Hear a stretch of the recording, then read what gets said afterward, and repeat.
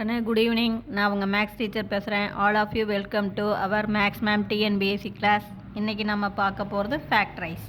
பாருங்கள், 64 x cube 64 x cube plus 144 x square plus 108 x plus 27.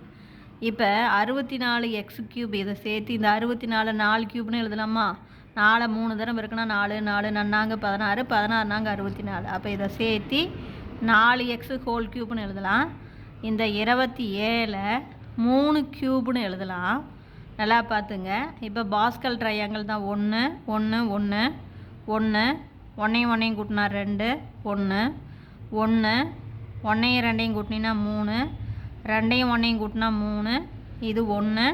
இதை பாருங்கள், 4 x whole cube 4 x whole squared 4 x.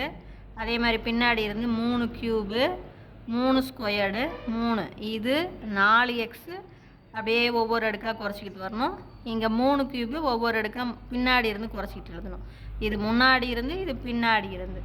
அப்போ இதை பெருக்கி பாருங்கள், கரெக்டாக இங்கே வரும் பாருங்கள். அதாவது இது பாருங்கள், இது நமக்கு சரியாக வந்துருச்சு. பார்த்தாவே டக்குன்னு சொல்லிவிடலாம். இதை பாருங்கள், 3 9 இது 16 16 9 144. அதே மாதிரி பாருங்கள் 12 நாமும் 12 இது 9 9 12 9 108 சரியாக வருதுங்களா எக்ஸு? அப்போ இதனுடைய ஆன்சர் பாருங்கள், இதனுடைய ஒரு அடுக்கு 4 எக்ஸு, இதனுடைய ஒரு அடுக்கு 3, எல்லாமே ப்ளஸில் இருக்கிறனால ப்ளஸ்ஸு. அப்போ ஹோல் க்யூப். அவ்வளோதான். இதை பார்த்தாவே டக்குன்னு சொல்லிவிடலாம். இதை வந்து இங்கே பார்த்தீங்கன்னாவே இதை பாருங்கள், இது 2 தரம் பெருக்கி பாருங்கள். 16 16 3 இது ஒரு 3 9 9 16 144. அதே மாதிரி தான் இங்கே இது 4 x whole cube 4 x whole squared இது 4 எக்ஸு. அப்படிங்கும்போது இது கரெக்டாக இப்படி போட்டு பாருங்கள், 3 க்யூப்பு 3 ஸ்கொயர்டு 3 இது 4 x 4 x whole squared 4 x. இப்படி போட்டிங்கனாவே பெருக்குனா இந்த ஆன்சர் வரும். அப்போ இது ஒரு அடுக்கு ப்ளஸ் இதில் ஒரு அடுக்கு ஹோல் க்யூப். இவ்வளோ தான். புரிஞ்சுதா கண்ணு? Wish you all the best. Thank you.